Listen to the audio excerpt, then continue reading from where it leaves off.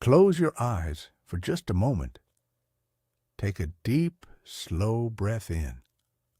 Can you remember the exact scent of your grandmother's house on a Sunday afternoon? Perhaps it was the faint, lingering aroma of a pot roast slowly cooking in the oven, mingling with the scent of lemon furniture polish on the heavy wooden coffee table. Welcome, dear friend, to our channel. Today, we are going to take a journey back in time.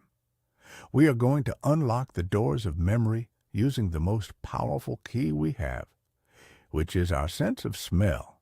We will be exploring 20 forgotten household scents from 1970s America that will instantly transport you back to your childhood. These are not just smells, they are time capsules of a world we once knew. And I promise you, the very last scent on our list is one that will bring a tear to your eye and a profound ache to your heart. Before we begin, let us remember how time used to flow back in the 1970s. It moved differently, did it not? There was no internet, no instant gratification, and certainly no smartphones constantly demanding our attention. We had the luxury of waiting. We waited for our favorite television shows to air once a week. We waited for the mail carrier to deliver a handwritten letter. And because we had to wait, we learned the immense value of patience and presence. People often say that life back then was simpler, but perhaps simple is the wrong word. Life was incredibly rich. It was deeply textured and emotionally profound. We did not have screens to hide behind, so we looked each other in the eye. We sat on our front porches, we spoke to our neighbors, and we shared our lives in a way that feels almost impossible today. Some might think that without modern technology, we lived poorer lives. But the truth is, our days were filled with a genuine sincerity and an emotional wealth that we often find ourselves desperately longing for today. Let us step into the living room of your childhood home. Imagine the heavy wooden cabinet of the family television set occupying the corner of the room like a sturdy piece of fine furniture. Do you remember the distinct, slightly metallic scent of ozone and warm dust that would slowly fill the air as the vacuum tubes inside began to heat up? It was not an instant process like today. You had to turn the heavy, clunky dial and wait. As the glass screen came to life, a static charge would build up. If you ran your hand across the smooth glass, you could feel the tiny hairs on your arm stand on end, accompanied by a sharp electric smell that was entirely unique to that era. This was the scent of anticipation. It was the smell of Saturday morning cartoons, sitting cross-legged on the thick shag carpet in your pajamas with a bowl of sugary cereal. It was the smell of family movie nights, gathering around the glowing box as the evening news was broadcast into your home. That warm, dusty electronic aroma meant you were safely tucked inside, surrounded by the people you loved most, waiting together for the world to appear.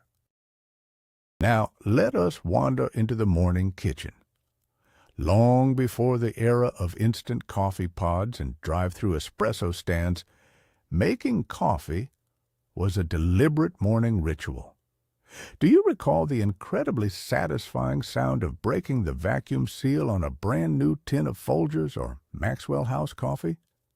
You would take that little metal key, attach it to the metal strip, and slowly wind it around the can. Then came the magical sound, a sudden, sharp hiss as the air rushed in.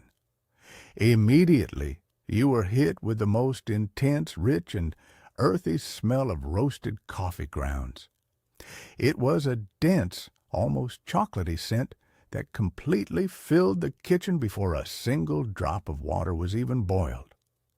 This was the smell of your parents whispering quietly at the kitchen table before the rest of the house woke up. It was the scent of a new day beginning, of hard work, and of quiet adult conversations over steaming ceramic mugs.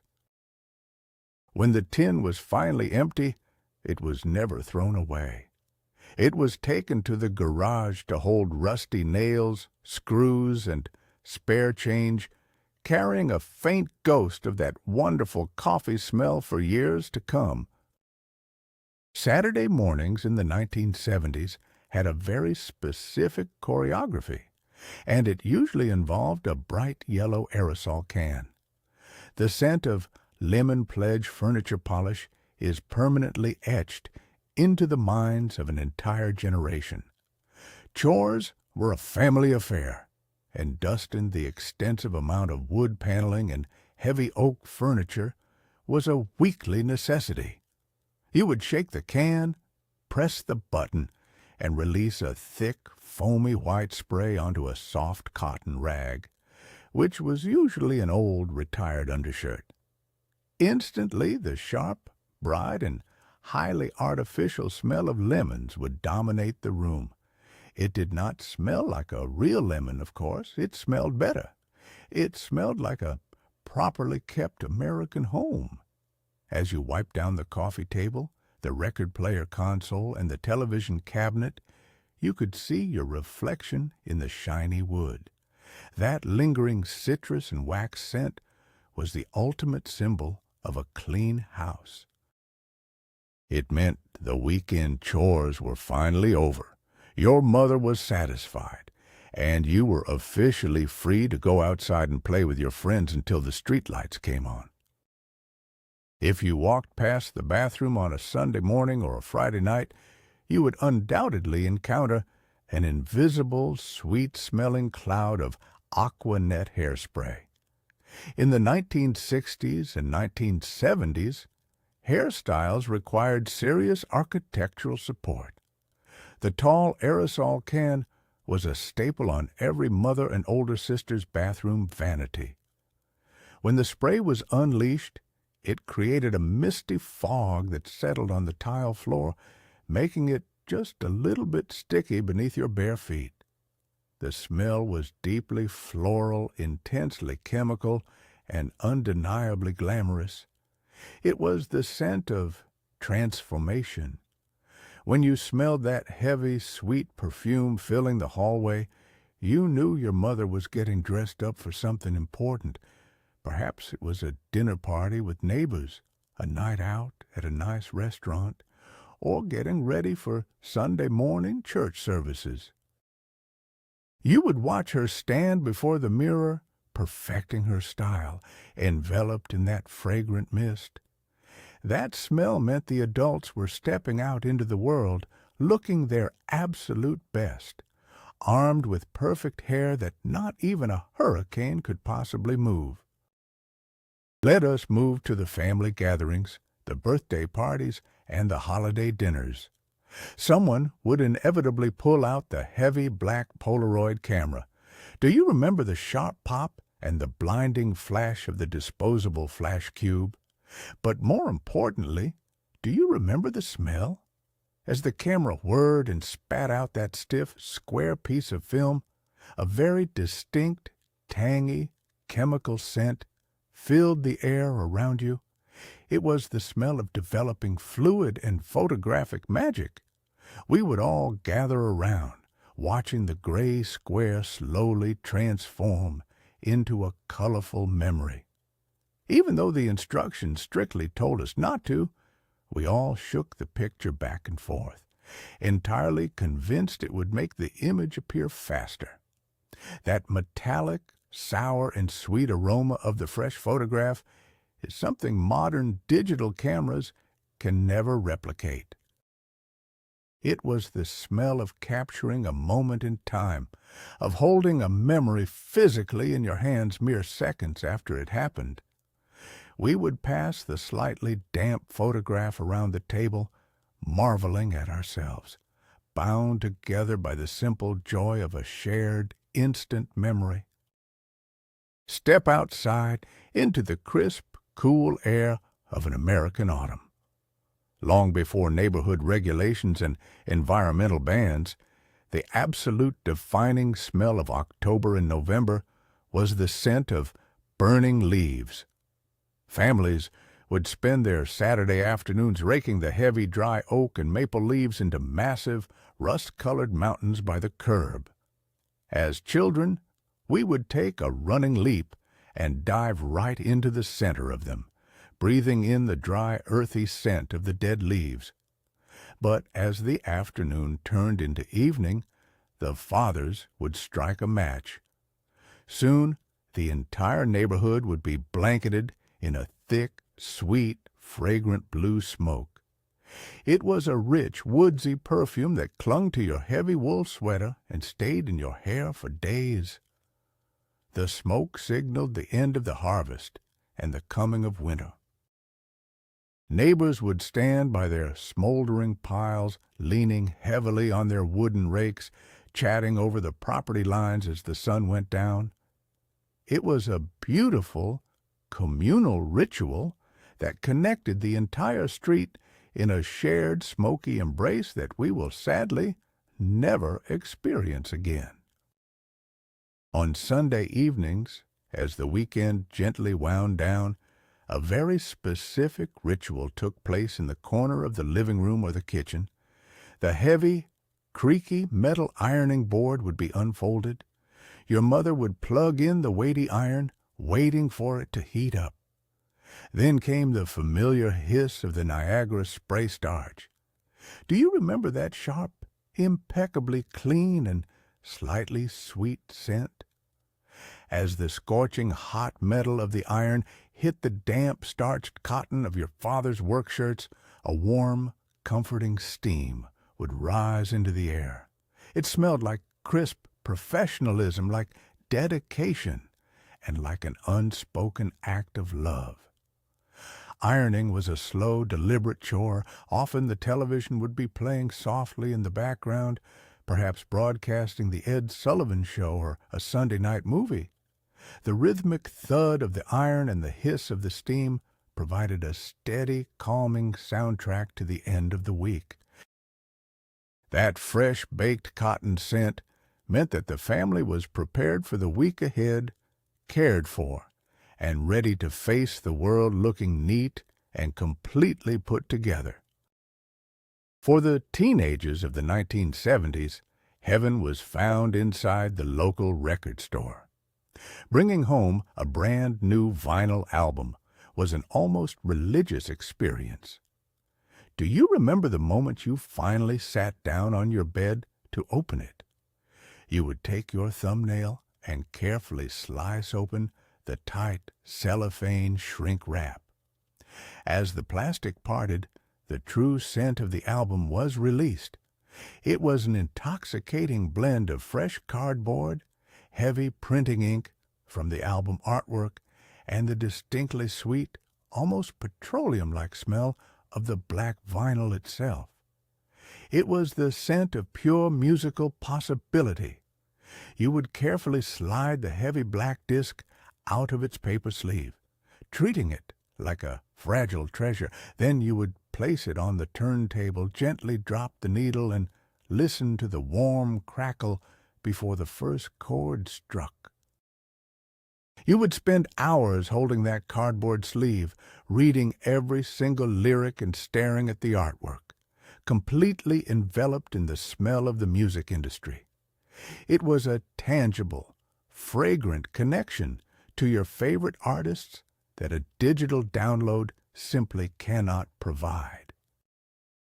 Let us return to the heart of the home, the kitchen, on a lazy Sunday afternoon. The entire house would be slowly overtaken by the most magnificent, mouth-watering aroma imaginable. Inside a heavy cast-iron Dutch oven, a large beef pot roast was simmering low and slow. The smell of the roasting meat combined perfectly with the sweet scent of caramelized onions, soft carrots, and earthy potatoes. As the hours ticked by, this rich, savory perfume would drift upstairs, seeping into the bedrooms and hallways. It was a scent that commanded you to drop whatever you were doing and gather downstairs. Sunday dinner was not merely a meal, it was a non-negotiable family institution. No matter what arguments had happened during the week, no matter how busy everyone was, you sat down together at the dining room table when that roast was finally ready. The smell of that tender beef and rich brown gravy represented absolute security. It meant that there was food on the table, the family was united, and for that 1 hour, everything in the world was perfectly right and safe. Let us look back at the innocent afternoons of early childhood. Picture a brand new, pristine box of 64 Crayola crayons. It had the iconic yellow and green design, and if you were truly lucky, it had the little plastic sharpener built right into the back of the box. Do you remember opening that cardboard lid for the very first time? You were instantly met with a rich, dense, heavily waxy scent that is universally recognized by anyone who grew up in America. It was the smell of untouched colors, of perfectly pointed tips waiting to be worn down. You would lie flat on your stomach on the cold linoleum floor of the kitchen, spreading out a large piece of blank paper. For hours, you would exist in your own quiet world, creating landscapes, monsters, and crude portraits of your family. The scent of the wax would rub off onto your fingers and the sides of your hands. That smell represents the boundless, uncorrupted imagination of youth. It was a time before the harsh realities of the world set in, when the only difficult decision you had to make was whether to use burnt sienna or raw umber. As the hot American summer slowly surrendered to autumn, there always came that very first night when the temperature dropped just a little too low. Your father would walk over to the hallway wall and click the thermostat dial from off to heat. Within minutes, a very peculiar and highly nostalgic scent would begin to waft from the metal baseboard heaters or the floor vents. It was the smell of burning dust. All through the spring and summer, invisible layers of dust had quietly settled onto the heating elements. When the system fired up for the first time in months, that dust was instantly toasted. It was a dry, slightly acrid, yet wonderfully comforting roasted smell. It was the official olfactory announcement that winter was fast approaching. Whenever that scent filled the house, you knew it was time to pull the heavy, scratchy, crocheted Afghan blankets out of the linen closet. It meant hot cocoa, thicker pajamas, and the comforting feeling of being incredibly warm and sheltered indoors while the bitter wind began to howl outside your frosted bedroom windows. Whenever you went to visit your grandparents, the very first thing you encountered was the hallway coat closet. Opening that heavy wooden door released a scent so powerful it practically knocked you backward. It was the overwhelming, sharp, medicinal camphor scent of mothballs, completely intertwined with the sweet, dry aroma of cedar wood. This was how the older generation protected their valuable woolen garments from being devoured by insects. You would push past the heavy, scratchy winter overcoats, smelling the history woven into the thick fabrics. Sometimes you would reach into the deep pockets of your grandfather's coat and find a lint-covered peppermint candy or an old folded handkerchief. That scent of mothballs is often the subject of jokes today, but to us it was the definitive smell of our beloved grandparents. It smelled like preservation, like holding on to the things that were valuable. It was the scent of an older, wiser generation that knew how to make things last a lifetime, long before the modern era of disposable clothing and fleeting trends took over. Let us chase away the winter chill and travel to the peak of a 1970s summer vacation. The blazing sun is beating down on the concrete deck of the neighborhood swimming pool or the sandy shores of a local lake. Everywhere you turned, the air was saturated with the unmistakable, heavy aroma of original copper-toned suntanned lotion. Do you remember the iconic brown plastic bottle with the picture of the little girl and the dog on the front? Squeezing that thick white lotion onto your hands released a rich, intoxicating wave of toasted coconut, sweet cocoa butter, and a hint of exotic jasmine. It smelled like absolute paradise. Your mother would slather it on your shoulders and back, ensuring you would not burn in the midday sun. That tropical sweet perfume mixed perfectly with the smell of chlorine from the pool and the warm, damp scent of your cotton towel. It was the scent of total freedom. It meant no school, no homework, and endless lazy days spent running through the lawn sprinklers until your legs were tired and your skin was wonderfully golden. Every child remembers the specific scents that surrounded their parents. For many of us, the 1970s father had a very distinct morning aroma. After he finished his shower and shaved, you could walk into the steamy bathroom and be greeted by the incredibly sharp, golden, and fiercely clean scent of a bar of Dial deodorant soap. But the true finishing touch was the aftershave. He would pick up that cool, white, nautical-themed ceramic bottle shaped like a buoy, the one with the blue sailing ship on the glass. He would splash a generous amount of Old Spice into his palms and slap it onto his face. The fragrance was a warm, spicy, masculine explosion of nutmeg, star anise, and citrus. When he came downstairs for breakfast, dressed in his suit and tie, he would bend down to give you a quick hug before walking out the front door. That spicy, soapy smell would linger on your own clothes for just a minute. It was the smell of a hard-working man, a provider, and the scent of paternal reassurance that everything in your world was protected and perfectly safe. Family road trips were a massive part of growing up in America. We would all pile into the massive, wood-paneled family station wagon, completely devoid of seat belts or air conditioning. Before hitting the highway, your father would pull into the full-service gas station. You would roll down the heavy glass windows and the car would instantly fill with the incredibly strong, sweet, and heavy scent of leaded gasoline and rich exhaust fumes. Today, we know it was terrible for the environment, but back then, it was simply the smell of a grand adventure. As the car drove down the highway under the blazing summer sun, another unforgettable scent emerged. The massive seats were covered in thick, unyielding vinyl upholstery. As the interior heated up, the vinyl released a distinct, sweet, and highly plasticky smell.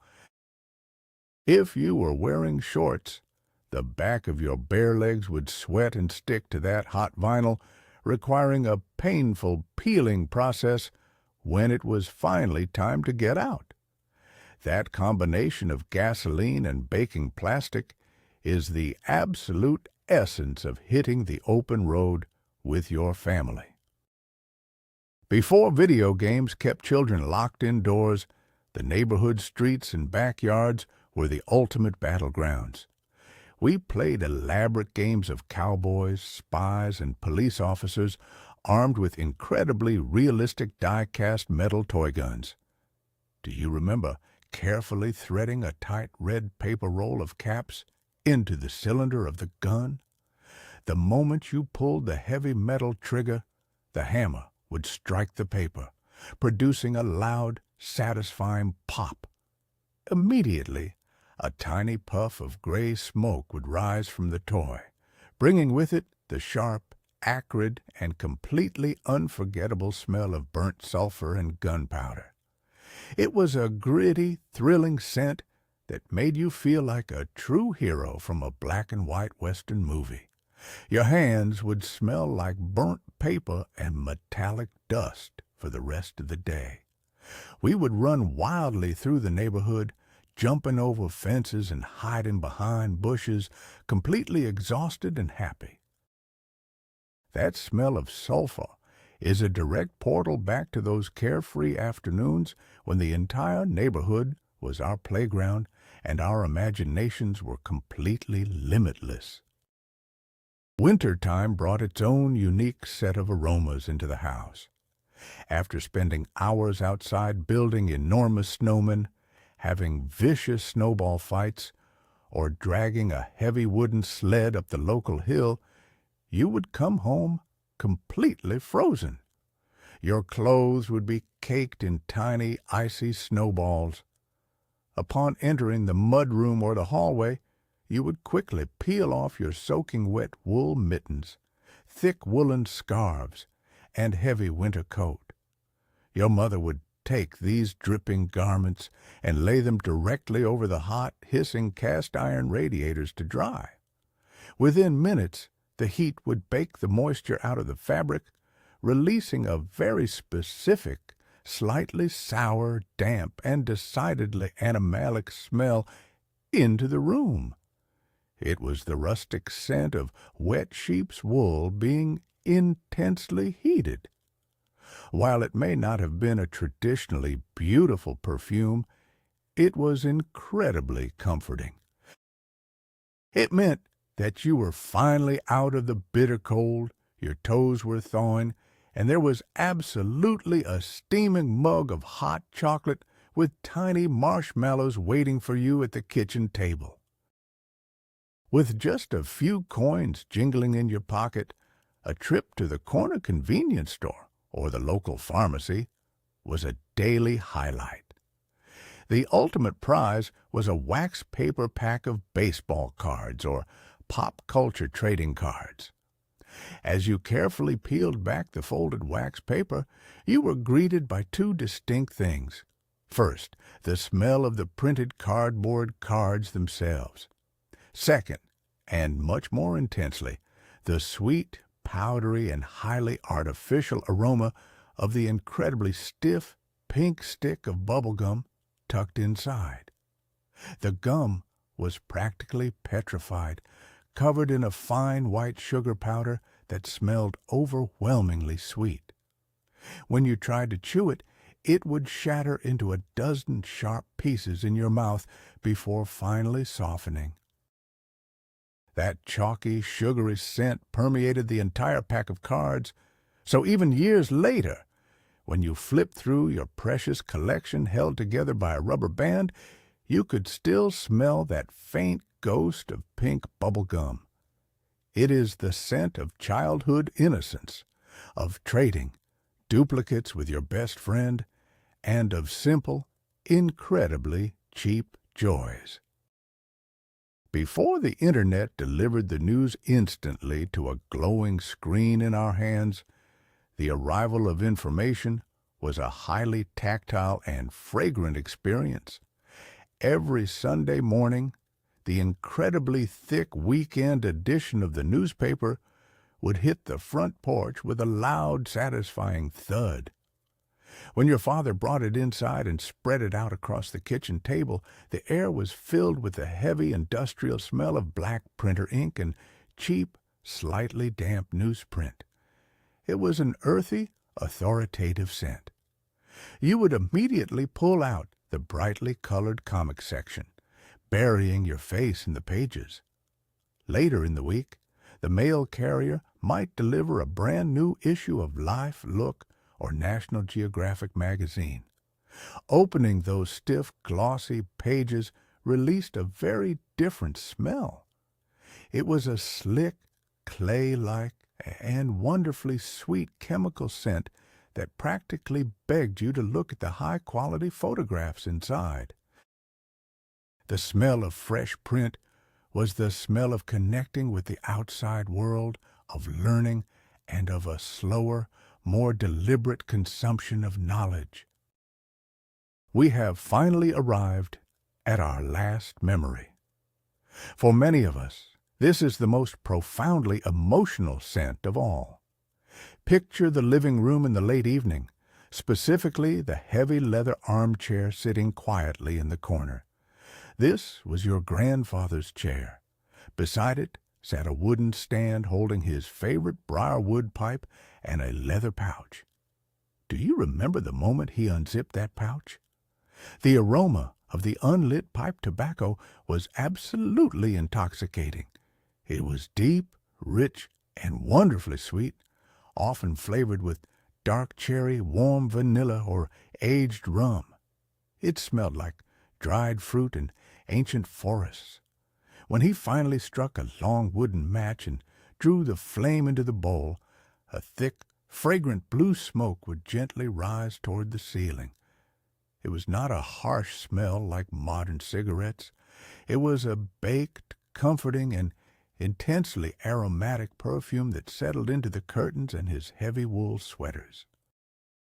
That smell was the physical embodiment of his presence. It was the scent of a long life well lived, of quiet wisdom, of stories told by the fireside, and of an unconditional, eternal love that we miss every single day.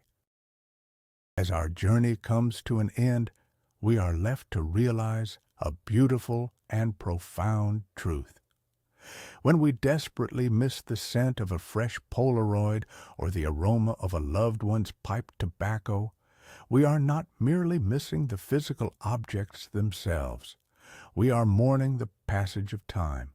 We are longing for our own lost youth, for the comforting embrace of our parents and grandparents, and for an era when the world felt a little smaller, a little slower, and infinitely safer.